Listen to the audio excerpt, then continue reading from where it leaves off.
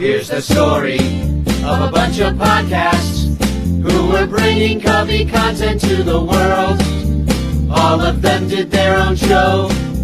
Unconnected, obsessive baseball nerds. It's the story of a bunch of Cubs fans who are consolidating all their shows. They're uniting, doing it together, so we all can grow.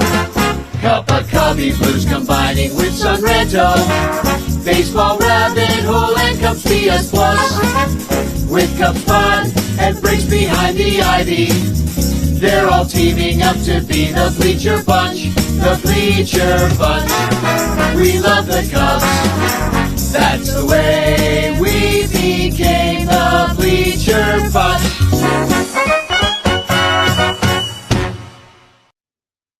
Welcome to the Bleacher Bunch. I'm your director of Cubs efficiency, Danny Rocket, otherwise known as Sunranto.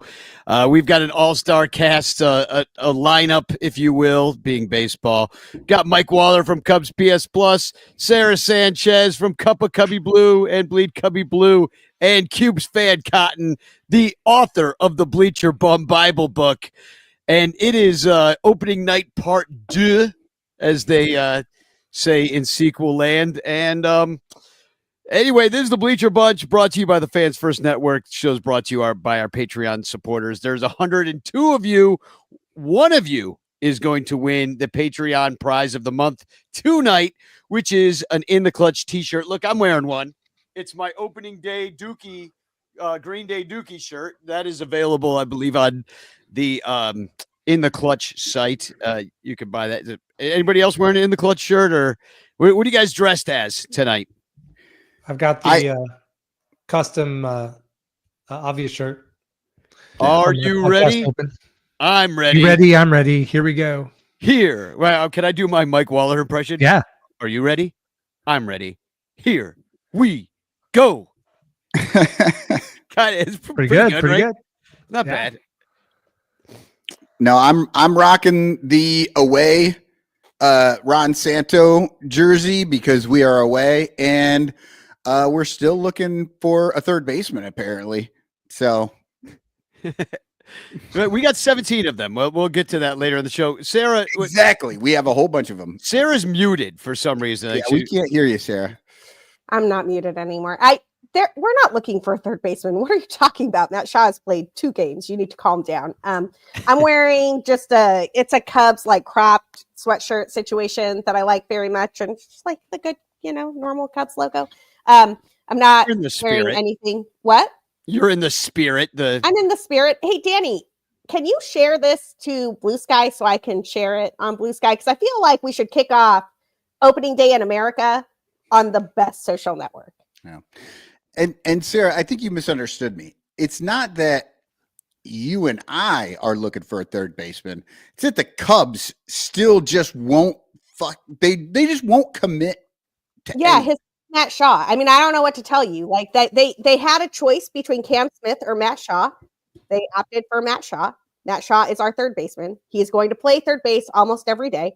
And did y'all see Cam Smith get his first hit today? Because that was baller. And did anyone think Cam Smith was going to crack the Astros opening day roster? I did. Everybody was melting down. Cubs Twitter absolutely lost its crap. Yeah, it was great. He got a hit and everybody started jumping off the roofs. It was incredible. And Cody Bellinger hitting a walk. Yeah. Everybody. Schwarber. There was a Schwarber in Philadelphia or wherever the hell that game was played. And didn't we get rid of Poteet? Yeah, well, did we get rid of him, or did he just go to the minors? Designated for assignment. Yeah, so he'll go to the minors if nobody picks him up, if he wants to do that. But I couldn't remember. Does he have enough service time to refuse the assignment? I thought he had options. I don't understand why that happened. It had something to do with the 40 they had to clear. They had to clear a 40-minute spot to get Brad Keller on. Yeah, but it's just okay. yet again. Why wasn't it Ethan Roberts or Gavin Hollowell or something like that? I don't know. Yeah, it's just this stupid front office doing just no foresight whatsoever. They're just making it up as they go. They're just doing dumb shit year after year after year. Which is why I'm drinking this today. This is a stout, and it's just called Routine. Routine Stout, because you just came in here with all sorts of hope. same old routine. 83 wins, baby. Let's go. I am wearing my lucky jersey that y'all bought me. I don't even know who bought me this, but look at this on the back. I got to show everybody. Oh, nice. Oh, Mom. Yeah. Oh. Yeah, so somebody bought that for me. It came in the mail, and so now it's my lucky jersey. And I've been trying to find out who bought it for me. I have no clue, but thank you, whoever did it. It's amazing. Yeah, it was. And I do want to give a shout outs to all of you guys in our shows that we do. This is the Bleacher Bunch. Jeff Rogowskis is going to come by from Bricks Behind the Ivy in a little bit. This is kind of like a special opening night part due kind of show. But we all have our own shows that go out over the Bleacher Bunch. So I just want to shout out everybody. Mike Waller, Cubs PS Plus, Sarah Sanchez, and I. We have the show Cup of Cubby Blue. And Cubes fan, Cubs, Michael Cotton down there, he does Baseball Rabbit Hole every now and again, which is a Cubs history podcast. Well, it'll be coming out once a month for 9 months, right? So that'll get us right to the end of the season. And the second inning of Game 3 will drop this weekend. Well, actually, the second inning of Game 3 will drop this weekend for Patreon. Wait a second. Hold up. So you're doing one show a month for 9 months, and you're currently in the second inning of Game 3. Are each of these like a game? Or each of these an inning? Like you can tell that Sarah has never listened to my show. I have not. No, season 1 was Game 1. Okay. Season 2 was Game 2. This is season 3. Got it. So it's actually Game 3. The first episode was inning 1. The second episode is inning 2. 9 innings per game, and a game is a season. Got it. Are these the same game? Well, do they? Yeah, I mean, it's just Cubs history podcast. Yeah. So, like, you're not going like super deep into one game. You're going super deep into multiple games, but you're calling. I'm not talking about games at all. No. Yeah. Okay. It's really just a general baseball podcast. I was wondering if you had like an hour plus on each inning, and honestly, that would be really impressive. Okay. No, that's Cubs Pod. that's been coming out. That's the daily show that now only goes out to Patreon people. So if you're not a Patreon supporter at patreon.com/Bleacher Bunch, you should be, because you're going to get tomorrow an episode that nobody else is going to get. And it's only going to be on the Bleacher Bunch Patreon. And tonight, I'm going to go hang out in the Discord, watch the game with everybody. Yes. Over there, and that's going to be also only Patreon people. So if you and you could win a In the Clutch t-shirt and a Matt Kammerer permanent painting, all of your very own, as a prize this evening. There's all sorts of reasons to join Patreon. Let it be tonight. Patreon.com/Bleacher Bunch, and I will stop sounding like NPR now and get on with the show and just quit begging for money. Hashtag chance in the chat. And you can win a Frank Chance postcard sent to you by me with a message of love and doom. I have one. I don't have one. Thought I had one. Don't have one. So anyway, what are you guys thinking tonight? What are we doing? We're playing Zach Gallen. We got Justin Steele, Sarah. I'm taking a mulligan. Yeah, opening. We're doing it again. We're running it back. This is a real opening night. Sarah, what do you know about the Diamondbacks this year? Anything? I know a couple of things about the Diamondbacks. So the Diamondback, you know how we talked about a lot on the last show, the Cubs park factor being ridiculously stingy in 2024, that Wrigley Field played like a full factor of 10 below where it normally does offensively. It was a real pitcher's park. It was a hard place to hit. The Diamondbacks had the opposite situation last season. They had a park effect that was a +7 on the single year park effect factors. And that is something to keep in mind, because there are some Diamondbacks who had really big years last year. And you kind of wonder if that is an effect of their season or if it's an effect of the park and the way it was playing. So one of the things I'm going to be looking at is whether some of their big bats, the Ketel Martes of the world, are are having the same impact that they had last season. I'm not sure they will. I think that single year park effects are noise. That's why StatCast actually has them in 3-year park effects. And so what you can learn about single year park effects is about individual player outliers more so than anything about the park. And I imagine that Chase Field is going to revert to normal. I have a feeling Wrigley's going to as well. I do too, which is bad for all of our pitchers. It's great for our hitters, though. It is great for our hitters, and it's really bad for every pitcher not named Justin Steele, because Justin Steele was the only Cub who did not have a pronounced home-away split last season. Even Shota went from these numbers are approximate. I'm not staring at it right now, but it was something like a 2.84 ERA at Wrigley and a 3.36 ERA away, which is not like a terrible pitcher, but a very different pitcher, right?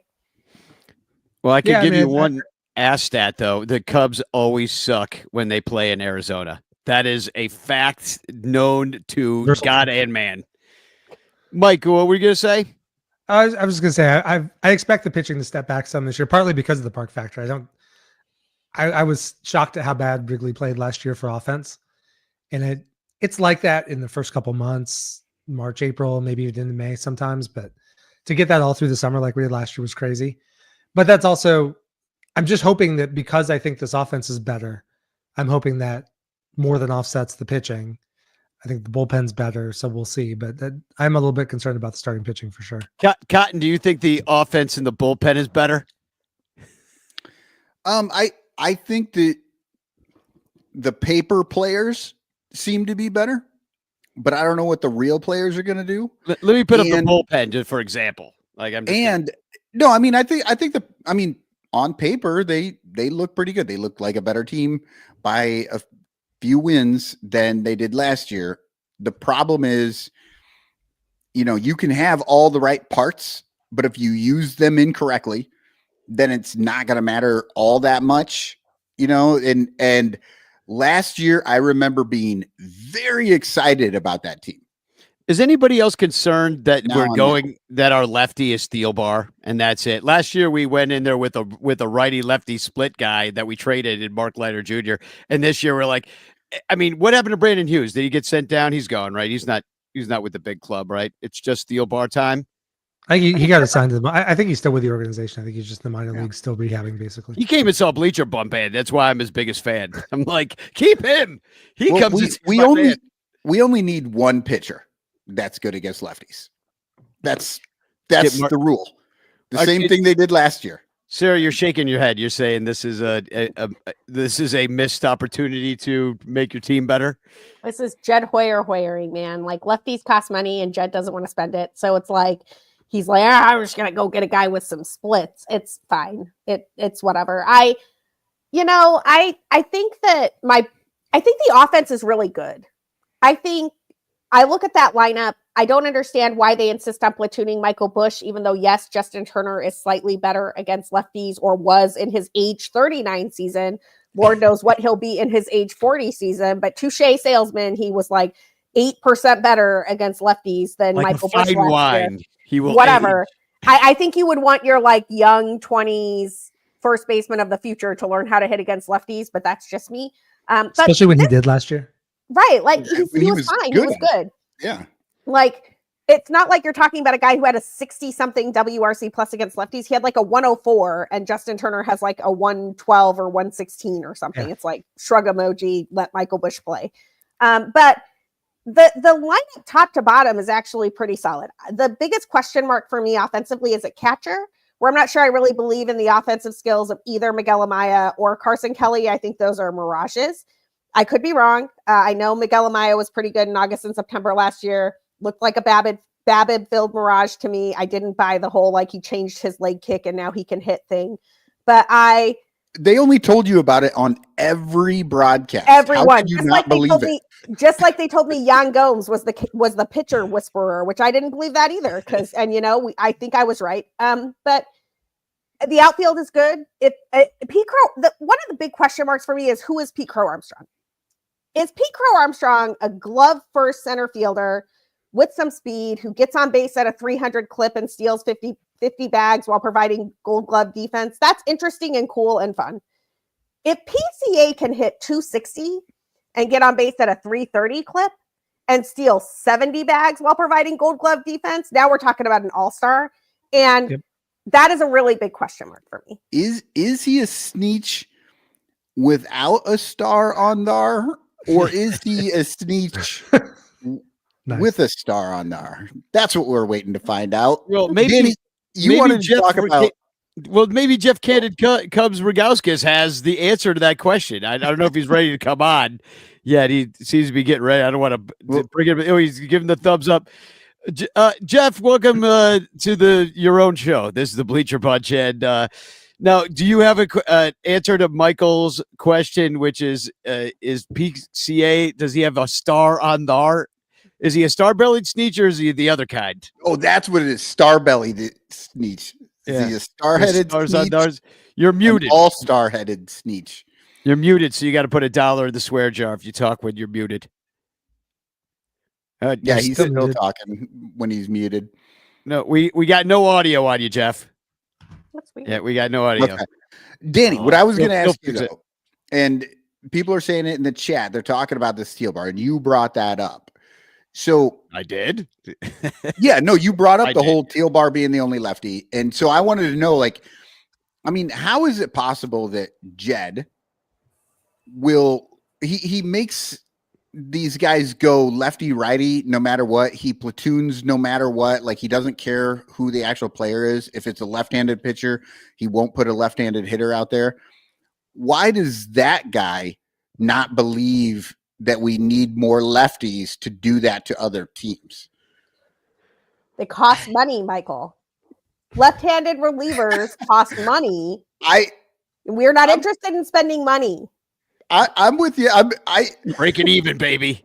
I just felt like Danny had a rant. Like he was ready to go. And I'm trying to tee him up here. And he's just taking too much time to think. We don't think here, Danny. I tell you what I kind of want to talk about is that there's a little bit of a compare and contrast when I was going through the Diamondbacks versus the Cubs depth chart and just even how it was laid out around the position players.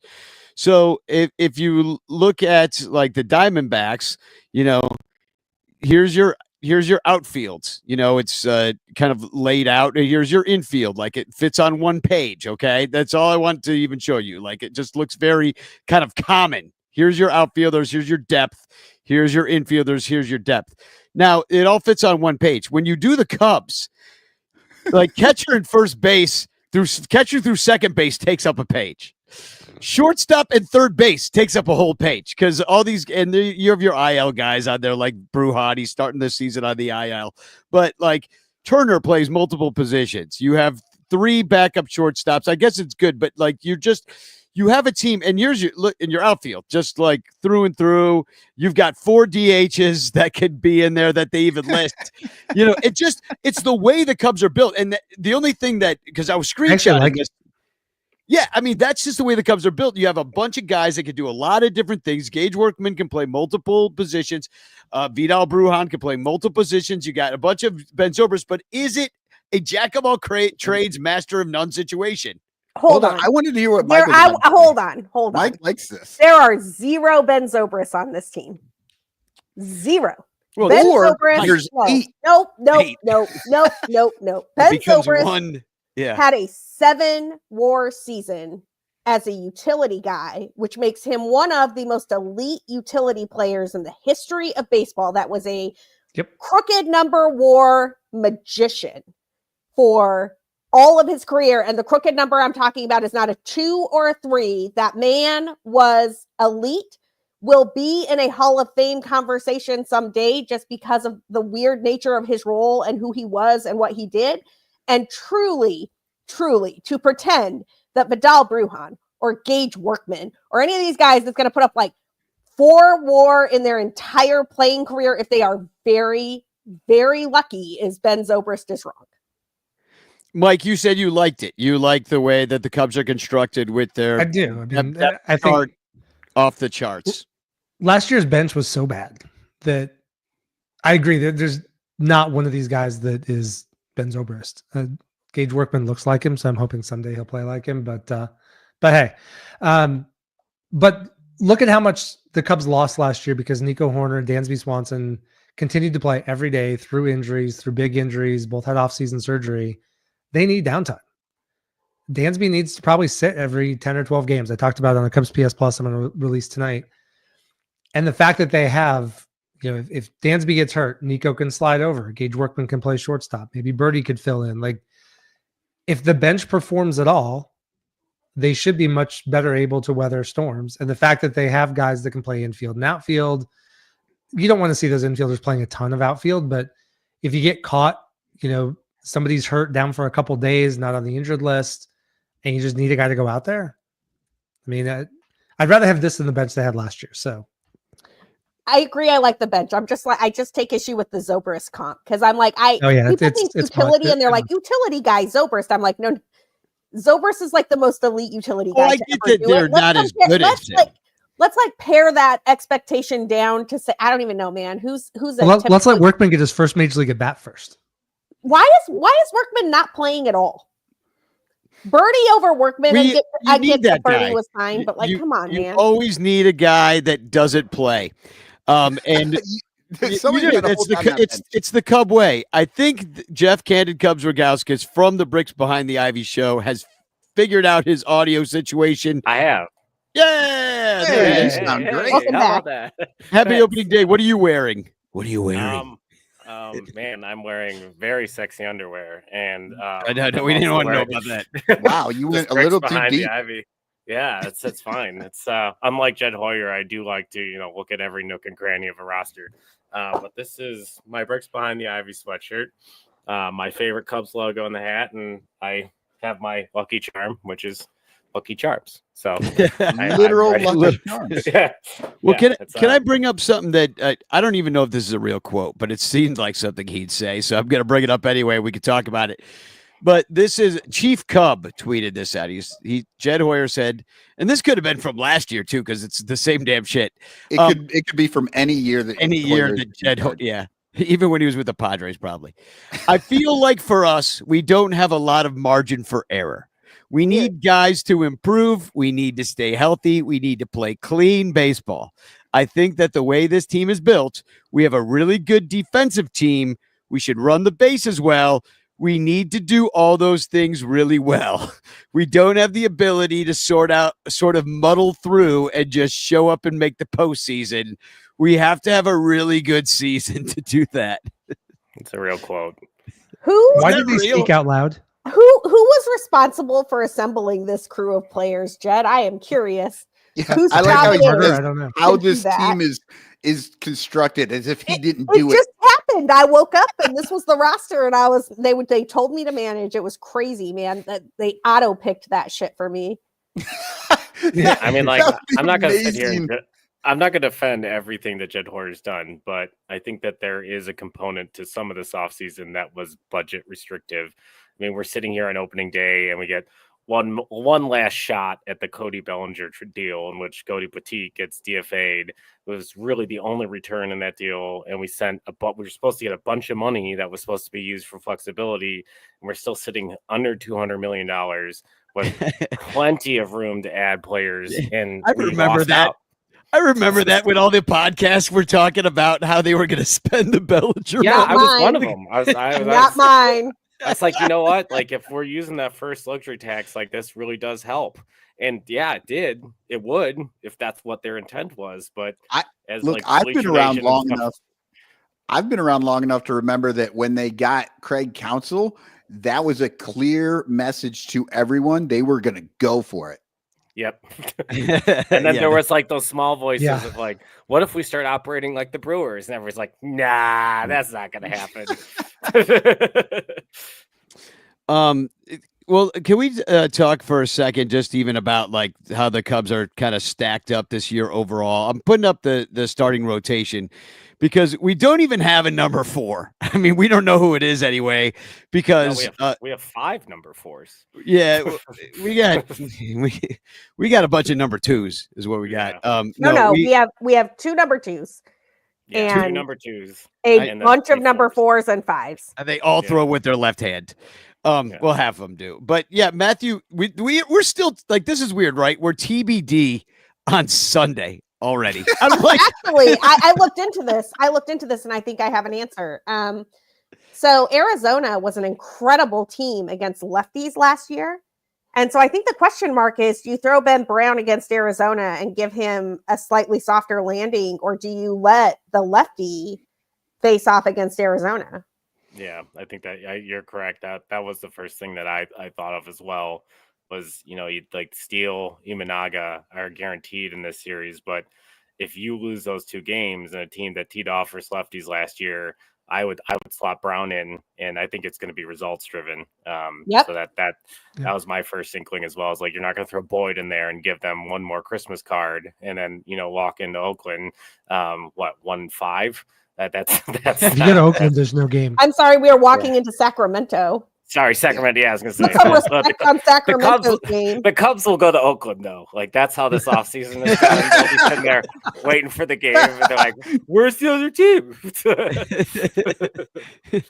Speaking of, I propose we rename the Bleacher Bunch DM to the PC Hoyer Small Group. Should we have a new should we use Signal now, like government officials? Yeah. Feel like we should up our game. Well, let me put up the starting rotation again. So we're getting Steele, Tyone's going tomorrow. Then you got Shota on Saturday. Then it's going to be Brown or Boyd, and then Colin Ray. I mean, like you said, we have a bunch of 4-5s. It's going to be results oriented. You got Wicks down in AAA, probably going to come up and do some starts. You got Cade Horton. Hopefully, he'll be up and making some starts. So, I mean, overall, Waller, tell me, like, how do you grade this rotation in comparison to other teams? I mean, I'd probably say it's a B-. I mean, there's a lot of depth. If the Cubs have injuries, they're going to be able to dip into a bunch of guys, and you're probably not going to miss too much of a beat. I think Ben Brown, Boyd, Wicks, Horton, maybe even probably not Killian at this point, but some of those guys do have some potential upside, but just will it hit? So you're just rolling the dice on those guys. I think Brown has a chance to be very good. So is he just going to be a 5 this year, or is he going to elevate his game? I don't know. But where this team is missing is they really probably nothing. They really should have gotten one more to slot in that first 3. If you weren't going to spend the money on like a Corbin Burns and go that big, there were other guys on the market, like a Walker Buehler, who I advocated for. There were other guys at that tier you could have spent. Instead of getting both Boyd and Ray, go get somebody who's a little bit more of a sure thing and plug that person in. Once again, money. It was a money thing. But you spent over $20 million on, or right around $20 million per year on Ray and Boyd. That could have gotten you Walker Buehler. It's like the old buy cheap, buy twice. Like you get like the crappier headphones, and then they break after like 3 months, and you're like, well, I'll get the same pair because I kind of liked them, even though they broke after 3 months, and then those break too, and you're like, I could have just got the good ones by this point, and that's kind of how it might feel. I mean, that's that's how you build an 83-win team, I believe. And then I'll put it up against the Diamondbacks rotation, which we're seeing Zach Gallen. We're missing Burns. We're not facing Burns, which is actually too bad because we lit him up. We know him.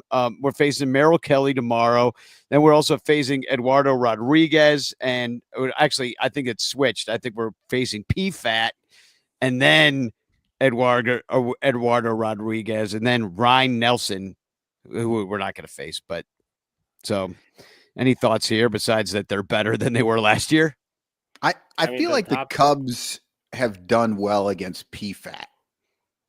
I feel like, and that's a complete ass stat because I didn't look it up, but I just feel like that guy, I remember the Cubs kind of beating him up. So, I'm excited.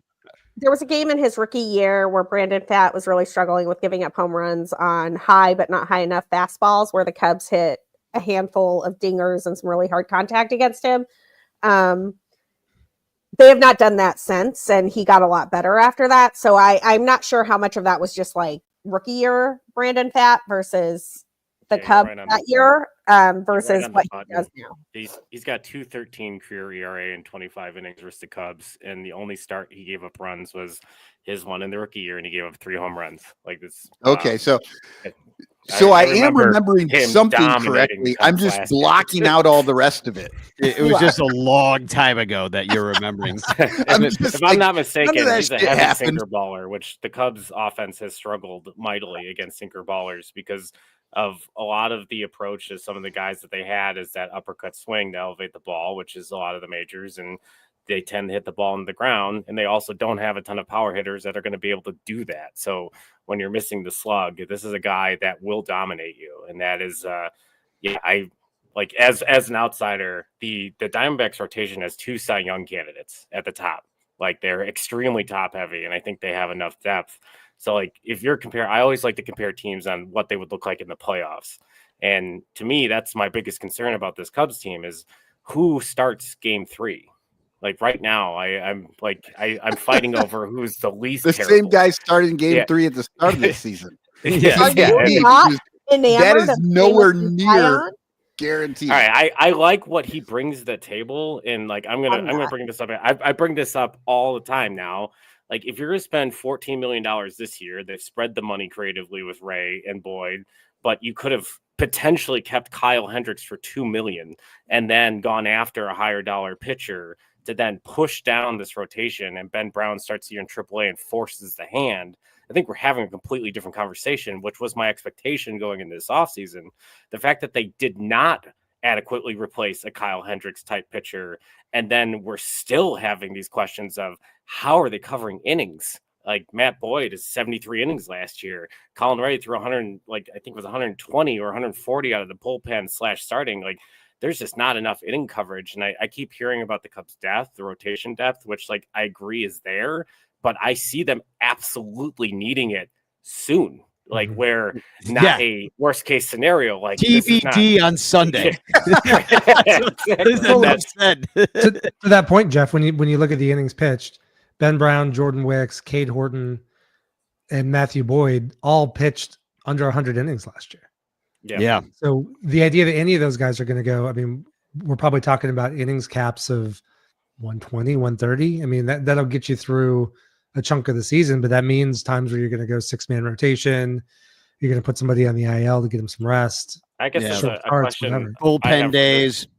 This group then is, our baseball teams more constructed in this moment to survive to the trade deadline, and then you buy innings with prospects? Because like we can have a conversation with this Cubs group right now and say, well, you know, they're going to make it to the trade deadline as a competitive team. And then you add like a Dylan Cease or something like that even if he's available, if the Padres are very competitive, it's not an option. But are we looking at, this is a team that floats better than they have in the past and can add because of budget, or is this what we have? Because I think that's 2 distinctly different questions. Well, one of the things I talked about. Okay. Sorry, I'm going to hold that thought, Mike, because I think we need to take a break. We're halfway through the show here, and we know everybody wants to watch this opening night part 2. Hashtag chance in the chat. I found a postcard. You get a message sent to you with love and doom from me if you win tonight. Hashtag chance in the chat. Like, subscribe, all the things. Also, patreon.com/Bleacher Bunch is how you support us here, support independent Cubs podcasting. And we will be back in just 3 minutes. And just go grab yourself a beer, get yourself all ready for the second half of the show. Well, we will continue to preview tonight and the rest of the series and the rest of the Cubs season. We'll be right back. Patreon.com/Bleacher Bunch. Hashtag change in the chat. We'll be right back. The Son Ranto Show has hired me, a professional voiceover actor, to tell you why you should become a Son Ranto Patreon patron at patreon.com/sonranto. First of all, it's only $1 a month. And if you can't afford $1, I don't even know that the Son Ranto Show wants you as a listener, because you're too poor to even hang out with anyway. Also, as a Patreon member, you get the Son Ranto Show ad-free, and the Patreon-only podcast called Cubs Pod, which releases daily during the season with bonus episodes all off-season long. Sunranto Patreon members are also eligible to win a monthly prize, get exclusive Sunranto Discord page privileges, and there are more perks at every level. Plus, 10% of your Patreon support goes to help the Lost Boys Youth Baseball program as we give back to our community. So what are you waiting for? Spend your hard-earned money on tickets and beer for the Sunranto Show by subscribing at patreon.com/Sunranto. Otherwise, they'll think you're a poor loser. A big, fat, dorky, poverty-stricken loser. Take it from me and by commanding professional voice and become a Sunranto Patreon supporter right now.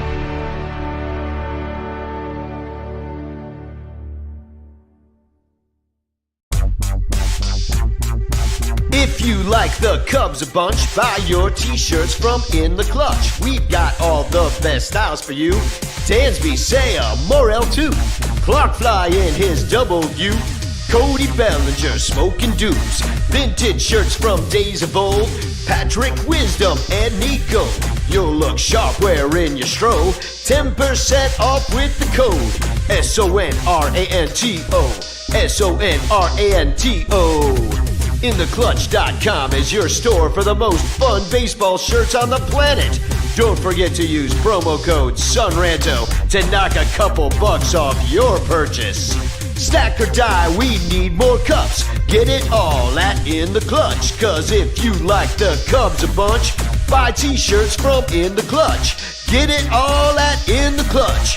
Get it all at In The Clutch.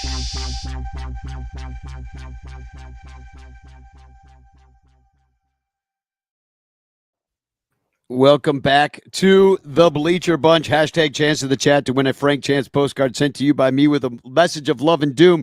Also, all our Patreon subscribers, one of you guys is going to win an In the Clutch t-shirt and a Matt Camera permanent painting tonight. So make sure you sign up it's only $1, patreon.com/Bleacher Bunch. Support independent Cubs podcasting and tickets and beer for the people you see before you right now. Sarah, can I bring you back in? I don't know. You got removed from the. I think Sarah's eating.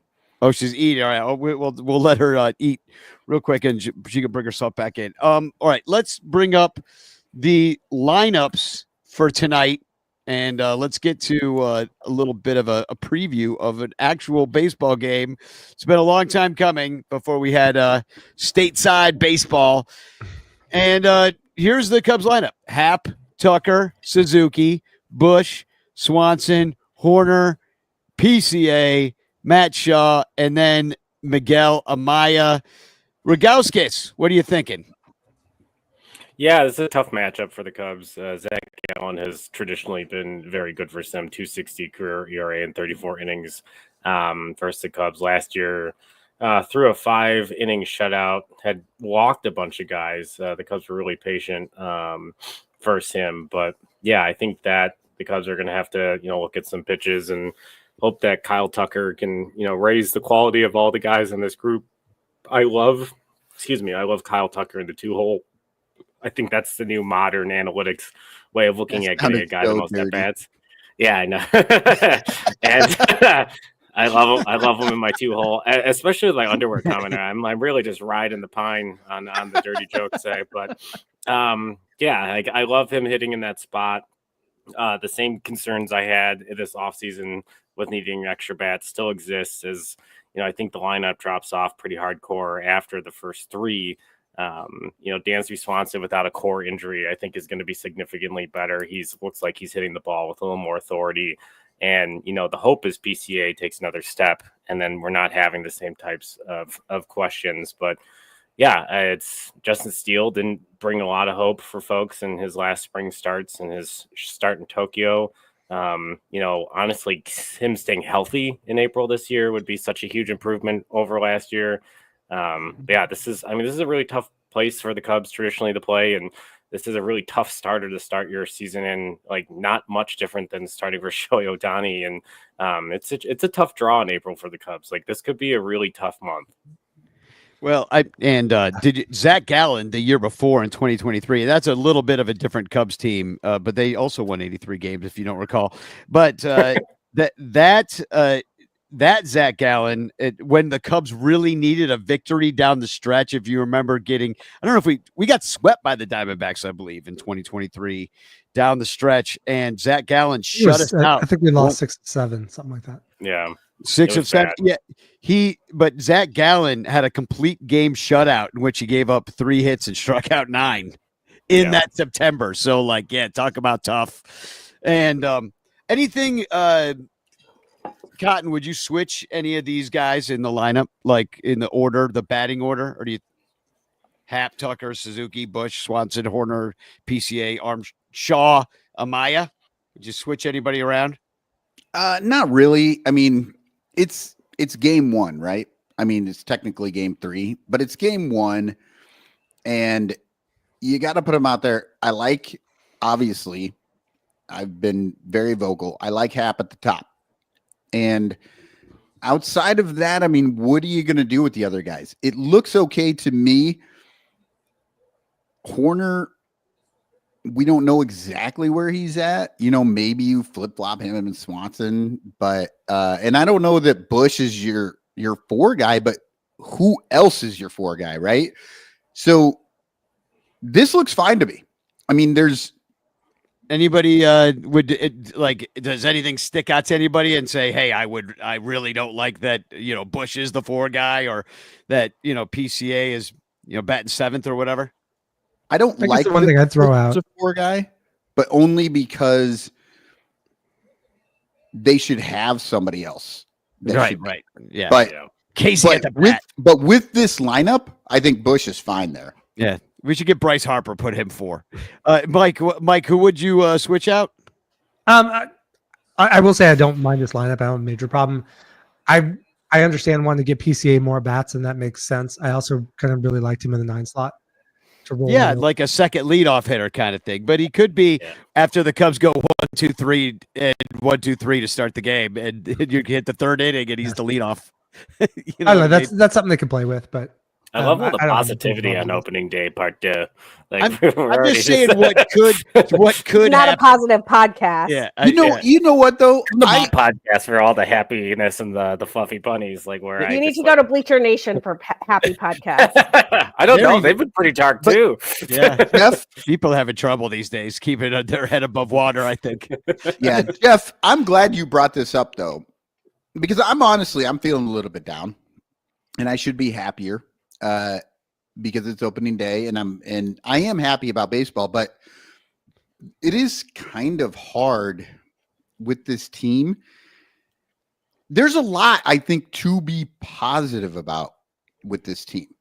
The team, it's the management, and most specifically, the upper management that just continues to beat us all down. All of us who are paying attention. It's like, Michael Cerami put it on Twitter today. He's like, I just want this offseason to be over so we can talk about the games. And that is 100% on brand. The political connections to the family, the lack of money spent, the break-even comments, are they in on Bregman? Aren't they? We just missed on Tanner Scott. I'm so tired of the financial component, the political component surrounding this team. And it's not that these things aren't warranted to be talked about. I just want some freaking baseball, because it has been exhausting just talking about how this team has been run that I don't want to hear about it anymore. But wait till you see the baseball. Oh man. Yeah. Really gonna drive you nuts. That's the thing too. Anybody who really wants that, look at, I mean, maybe Dodgers fans are talking about this. I assume Dodgers ownership is probably just as horrific as our own ownership, but nobody knows it because they just keep spending money and just bringing in all the team. If you're a Dodgers fan, you don't even think about your ownership because you're just well, shit, keep winning. We have to figure out how to cut an entire team of major league players because there are way too many people on this team. Well, okay, let's talk about the Diamondbacks, what they're throwing out there. They got Ketel Marte, Corbin Carroll, Gurriel Jr. They added Josh Naylor they got from Cleveland. Moreno, I don't know who that is. Eugenio Suarez, which I think I just might have to tune in to the radio broadcast and Pat Hughes just to hear him say Eugenio. And also, now this is going to kill Cubs fans. If you didn't know, now you know, because Randall Grichuk is a Diamondback. I repeat, warning. Randall Grichuk is a Diamondback. He will be playing baseball as the DH tonight. Warning. Well, Suarez and Grichuk back-to-back is like death to Cubs pitching. So. Yeah, seriously. So all the bottom of the order is going to do all the damage tonight for the Diamondbacks. And then you got McCarthy, who I don't know who that is. And then Perdomo at short. Pretty good lineup. And, they improved from last year. They picked up the pitching that we would have liked. They picked up Josh Naylor, but they lost Walker. Was that last year they lost Walker, or was that the year before? It was this past offseason. He was there last year. This last offseason. Yeah, okay. So got some there awesome you go. Baseball team player names in here. Wake me up before Perdomo. Naylor, hardly know her. Like there's some really good fantasy baseball potential there, but they're a fast team that they strike out less than they were fourth lowest strikeout rate as an offense last year, and we don't have a strikeout pitching team, so I expect a lot of balls in play. So it's a big park too. Yeah, gonna test that defense. Isn't that where Kyle Schwarber blew out his knee too? It is. Yep. It is where Kyle Schwarber blew out his knee. I just hate this place. This is it's also where Jake Arrieta hit an absolute massive bomb. Just destroyed a ball in that park as well. Like pitchers don't hit anymore. What are you talking about, Michael? Well, one of them sort of does. What else about this game? Oh, I could give you guys the matchups, like Gallon versus the Cubs. Like, here's what the Cubs do versus Gallon. I'm going to put up the stats here. Kyle Tucker actually does pretty good. He's really and Michael Busch does pretty good. No home runs against him, but Tucker is 4 for 13, couple of doubles. And Michael Busch, he's 2 for 5 with a double. So not a whole lot, though, to look. I mean, Justin Turner's seen him a million times. He sucks. That's why he's not in there. Ian Happ, terrible. 0.077. 1 for 13. He's due. Exactly. He's my click to pick or pick to click. Okay. Here we go. Game's almost going to start. Game's going to start in 22 minutes or something like that. And first pitch, Ian Happ. Does he swing? Does he swing at that pitch? Because didn't we see that in Japan? First pitch, swung. I think him and Tucker went 2 pitches, 2 outs to start that game. Back to back tonight. Back to will back. Ian Happ hit the first ball? And I'm saying just put it into play in any way. Will Ian Happ swing at that first pitch and hit it somewhere? Yes. Yes from Jeff. I'm going to say no, but I like it. No from Mike. I think he swings and misses. Oh. Okay. I'm saying bomb. First pitch, out. Oh, home run. You remember what he did? He did that like a million years ago. Yeah, in 17. Wasn't it? His rookie year, he went 25 dongs that year, and or wait, maybe that wasn't. It was. I got a funny story about that home run. Is that we did a meetup at Yaski's, over Yaxi's over on Clark, right by the stadium. So we're over there. We're doing a meetup because it was a road game. And we're in there with Liam. And if those of you who know Liam, he's blind.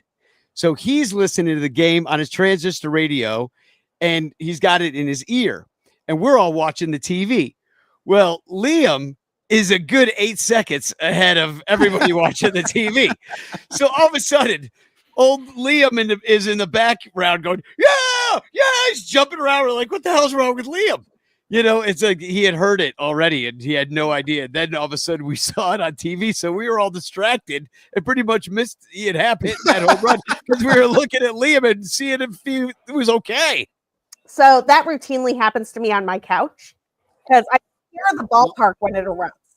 So if it's a big crowd, like the Morel walk-off a couple years ago against the White Sox, I wrote about this for Bleed Cubby Blue. I heard the Nick Madrigal home run, and I was like, what is going on? And I knew Nick Madrigal was up. I was like, there's no way Nick Madrigal did something good. And I was like, oh my God. So I knew I was on a delay. And when I heard the crowd erupt, I was like, oh, Christopher Morel did a thing. And then I saw it. It was the coolest delay ever. Yeah, well, Yeah, let's hope.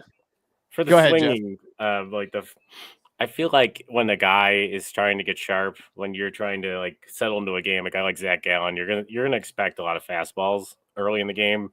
Ian Happ had a +3 run value versus fastballs last year. Zach Gallen threw 46% fastballs last year.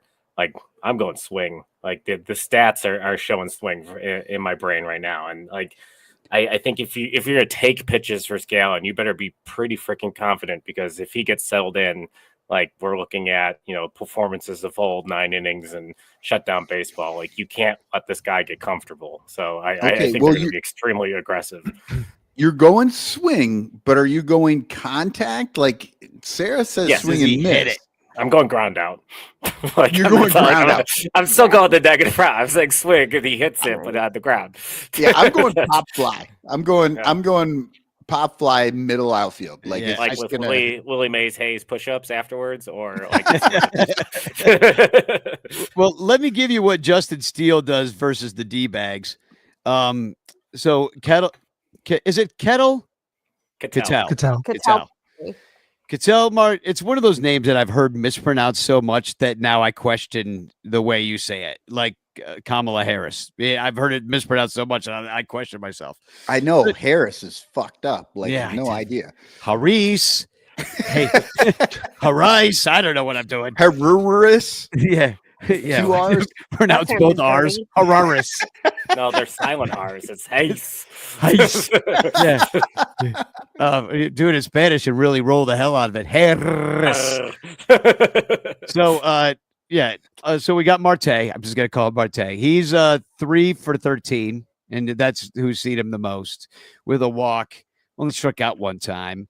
And Eugenio Suarez, a big offer with 6 strikeouts. He can't hit Justin Steele. Can't hit him. 0 for 8. Nothing. I love to see that. What else? Alec Thomas stinks against him. 1 for 9. Corbin Carroll. He does okay. He's 2 for 6. But now we're like down in the Lourdes Gurriel. I don't like the looks of this. He's got a dong. Look at 4 for 9 with the dong. That's no good. Garrett Hampson. Oh my God, he's batting 800. 4 for 5. This is no good. I don't like these numbers. Over Moreno. Hey, did you all ever see when Moreno? I missed him. From Fangraphs was making one of his AI things, because he does lots of them, and he did baseball players as Muppets, and he had Lourdes Gurriel as a Muppet. He already looks like a Muppet, kind of. Right, because he has that. Well, and this was when he had purple hair that kind of went up in a. He takes his in a plant situation. He might go to Jim Henson That hairdresser.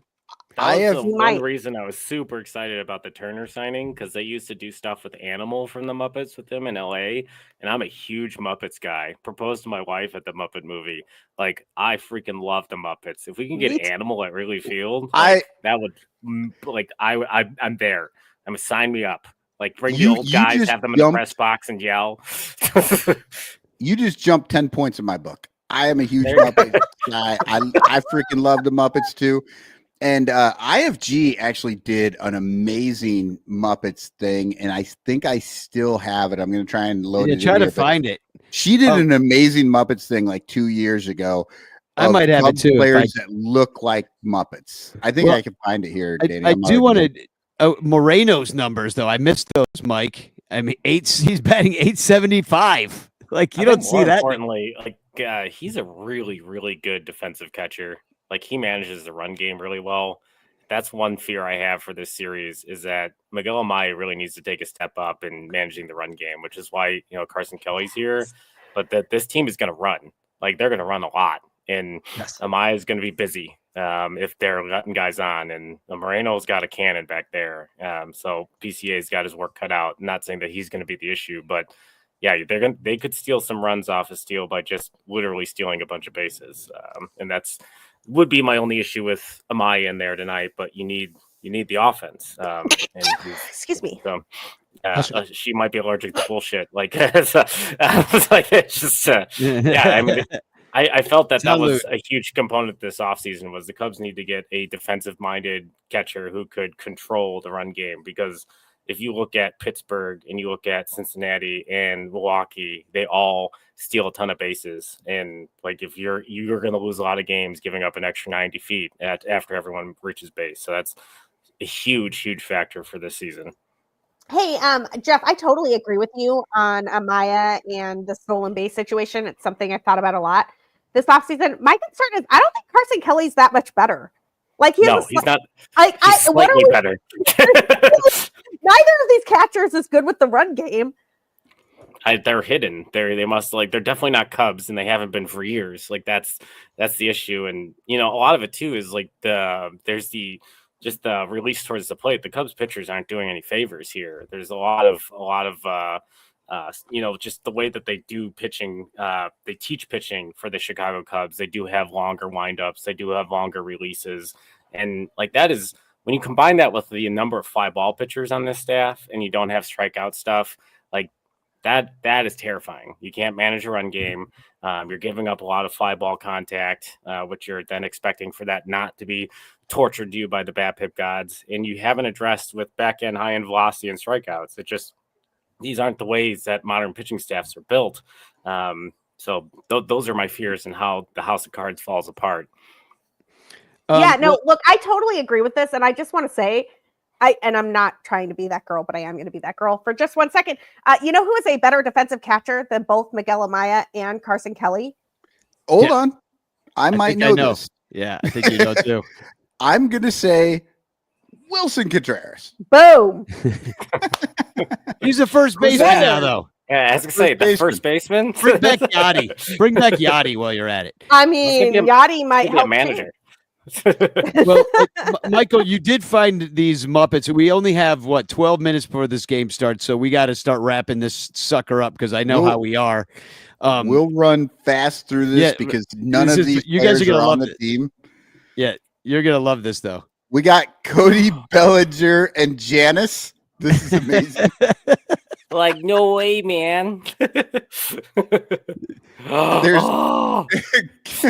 Christopher Morel, and he's hugging another player, and then it's Elmo hugging Cookie Monster. That works for me. Yeah, that's good. Oh my God, no! Oh, why? No. And I'm sorry, I'm forgetting. Alzolay as Beaker. Alzolay as Beaker. Aww, yes. Advert. We got. Notice none of these guys are on the team anymore. This is David Ross and Skeeter. And then we have I'm gonna go with this one next. We got Fozzie Bear and Clark the Cub. That explains why I like Clark so much, because I'm a huge Fozzie Bear guy. Like, yeah, everything's but then making sense. The piece de resistance right there. Kyle Hendrickson, that's perfect. The generic like news anchor guy or whatever. This was another one I saw though that I think we brought many props to IFG. She put that together, I think in like an hour or two right before a show one day, and it was impressive. I don't know if this was connected to that show, Michael, but I remember bringing this on at some point, which was Boog. And this guys, wait for me. It's from Joe Wrigleyville Bub. He did this one on the Discord, I think. And what's that monster's name? That's Sweetums and Shit Bambi. Just not pulling it off. Shit Bambi. So we've got well, first of all, if you're going to go to any of these games, specifically on the 31st, I believe it is that the Sunday game or Saturday? I don't know. I don't know what day it is. Who knows what Monday is? Yeah. Or maybe it is the Thursday. Anyway, it is one of these games against the Cubs. It is paint at the park night. So look at this. If you're really bored at the game, on March, it's March 30th that you can do this. Get out of here. Yeah, so that's Sunday. So if opening weekend isn't enough, Yeah, you can just paint with your friends. Look at the guy on the right; like he's like, so thrilled. No cup snakes, no painting, no weddings. Get that shit out of the bleachers. Look at this. There's a whole bunch of ladies. They're just got their little paints out. They're painting while the game's going on, and then here's some old people doing the same thing. It's like, how you have a good team. What are you doing? Like, this is the basket weaving of baseball. Like, what are we doing here? Look, I will say, and this is the honest God's truth. Wrigley back before had nothing, right? And I will tell you right now, I would take my kids to Wrigley and they paint the nothing, and they enjoyed the shit out of it. Like, they learned about baseball. There was nothing to distract them. We'd go to Coors Field, and they're like, let's go to the playground. Let's go walk around. Let's go up there. Let's go do this. I would take them to the bleachers, and they'd sit there, and they're like, hey, Papa, that guy's packing this can like this. Like, look what I can do now. And I was so proud. They learned so much about baseball and chewing tobacco and smoking and all sorts of shit. But they were invested in the game. Those kids understood what was happening. So can I just encourage everybody to hashtag Chance in the chat one more time? We're going to get to it in a second. But first, I wanted to give a shout out to Ronnie Woo Woo. He's really not doing well. And, we're actually looking for advice of what to do. He's not in a very good place right now. It's one of those like nursing places. So if anybody out there, I'm just going to put this out there, has any suggestions or knows where he's got on Medicaid. So like, they just don't treat you well. It's so heartbreaking. I don't really want to get into it, but just, if you're a praying person, pray. If you have any advice here about what we can do, we're just kind of and shout out to Janet. Janet is like doing such an amazing job. She's basically the person that's been keeping Ronnie alive for a while. So thanks to her. And anyway, I just wanted to bring that up there because it's opening day and like he's the most famous Cub fan. If there was any justice in the world, Tom Ricketts would put Ronnie up on one of the rooftops with a visiting nurse service and he could just live up there for the next year and watch the whole season up there. And but of course that's not going to happen. Tom Ricketts will probably dance on his grave, but cause he's Tom, he loves it. He dances in the fire. So, I don't know what that means, but anyway, we're giving away, one more thing, Bleacher Bum Band opening day. We're going to be playing Output Lounge. Here's the Matt Cameron flyer / poster. It's a coming. We're going to make some of these too. They'll be for sale soon. It is free. It is right after the game. And Output Wrigleyville. Be there. Be square. Let's give away the Patreon prize of the month, shall we? I will share my screen, and somebody's going to win it. Can you guys see that? Yeah, I think Waller just bailed. He's like, fuck you, game's on. Game's on, exactly. I've got the game on my other screen and just nodding from time to time. Hasn't even started like yet. When I was I'm looking at the TV. Pre-game's on. I'm a nerd. Patreon prize of the month goes to Waller's living 20 minutes ahead of the rest of us. He's just like Max Headroom. Okay, Jeff won. I don't even know which Jeff this is. Is it Jeff Rogowskis? It's a Jeff. I don't know. Do you subscribe to our own Bleacher Bunch? No, Patreon? I do. I like better wrong with you? I like to listen to someone else's voice besides my own. And That's not true. I love the sound of my voice. Tom Cooper has a good question. If the game gets rained out, will you still play? Yes. Bleacher Bum Band on opening day. Sorry, I didn't explain that. I was like, is this like a haiku? I would guess we do, but we might go on earlier. I don't know. That'll be a game time decision. But yeah, of course we'll play because all our gear will be there. Why not fucking play? You know what I mean? When you can rock, you should rock. You know what I mean? Oh, that's the new obvious shirt. Yeah. When you can walk, when you can't walk, you should walk. I was gonna say rock when you can rock, man. Yeah. Why walk when you can rock? All right. So what else? Oh, hashtag chance. This is your last chance to get in that. So let me just. It's your last chance to get in a chance. Take a chance. Take a chance. Take a chance. Take a chance. If you feel your mind.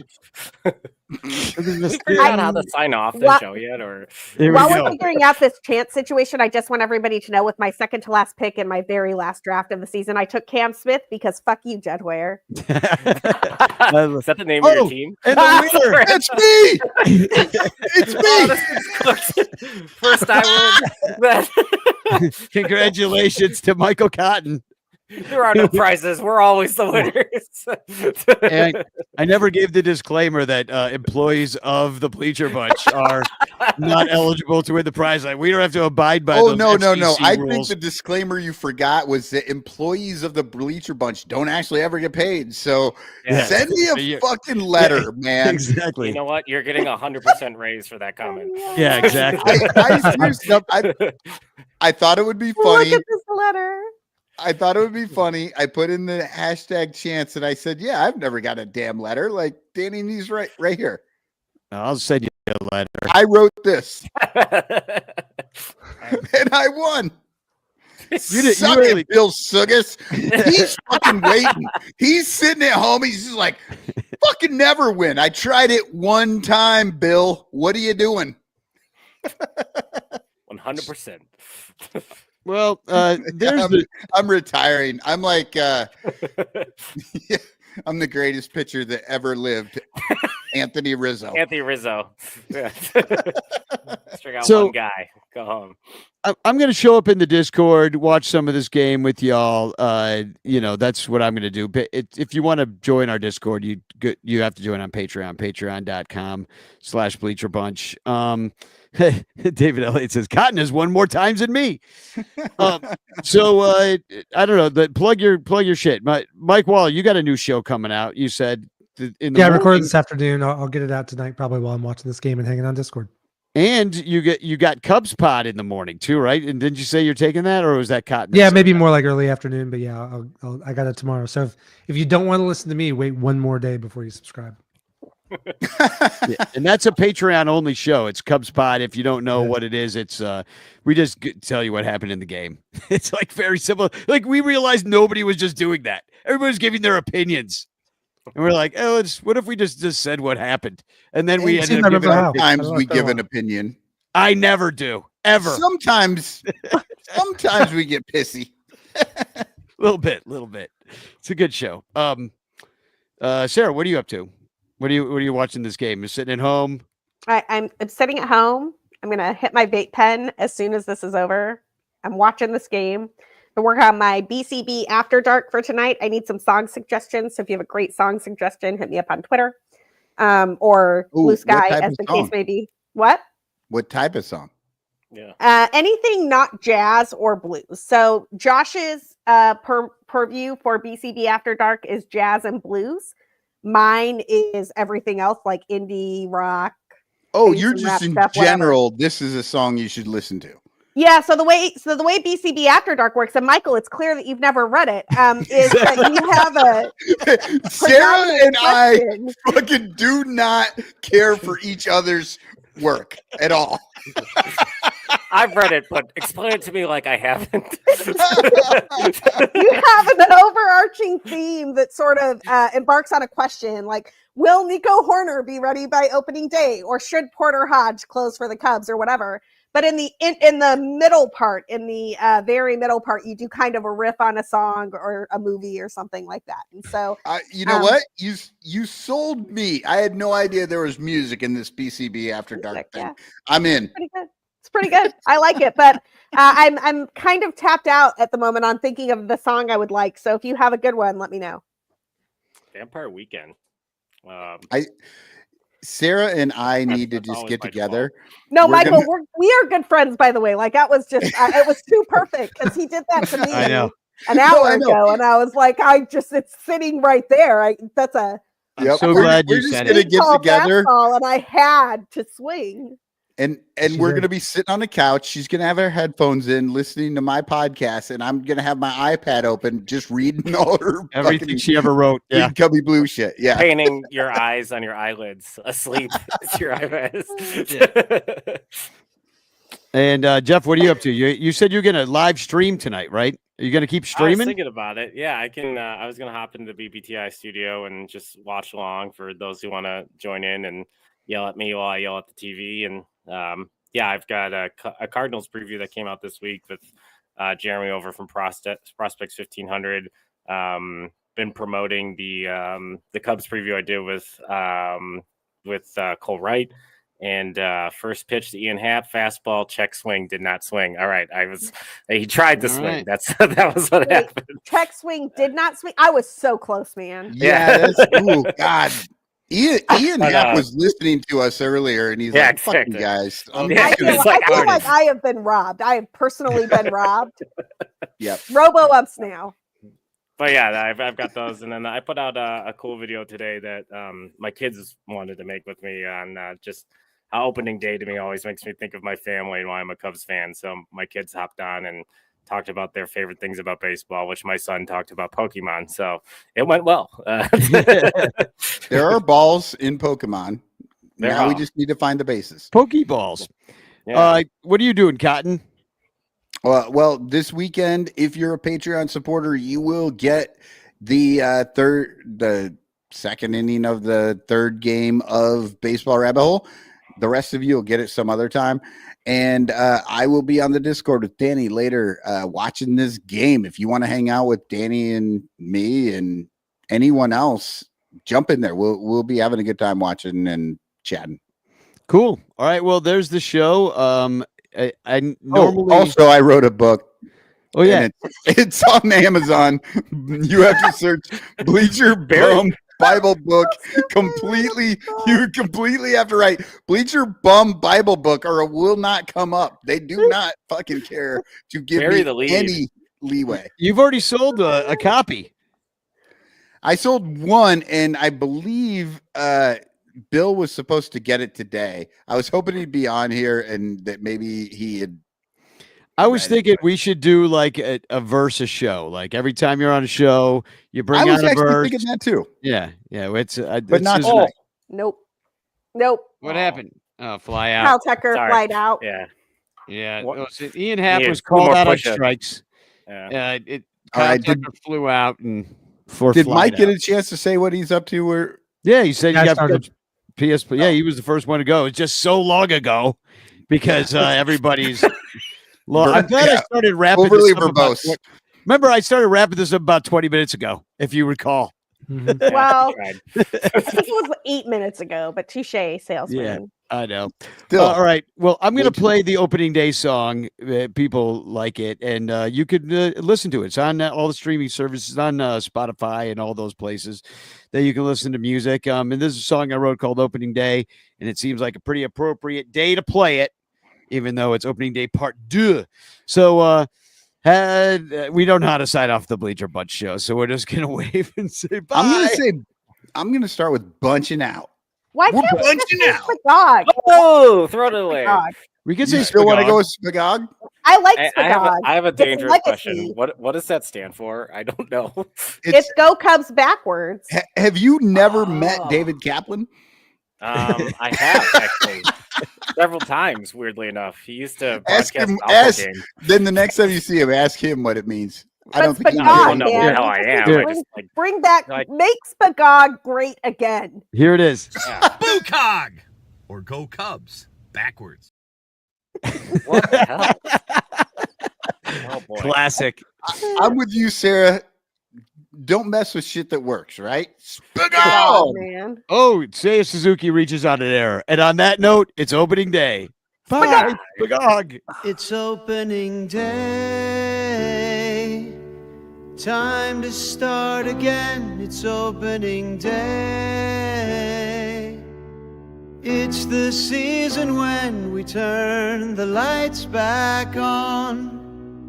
Winter has gone away.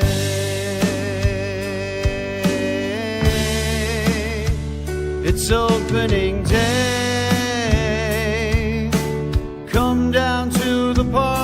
It's opening day. Sunshine for the darkness, turn the lights back on, because it's time to play. It's opening day, lining up the team. It's opening day. On a field of dreams, you turn the lights back on. Winter's a long, hard way.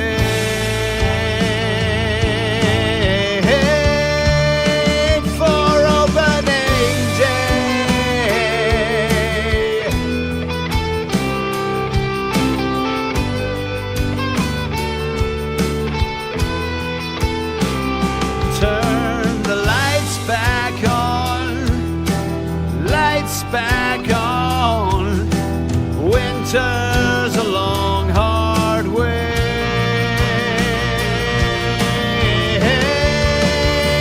for opening day.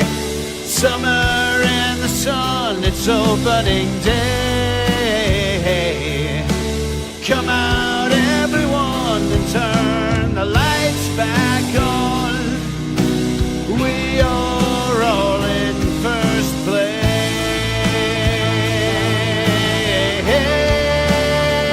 on opening day.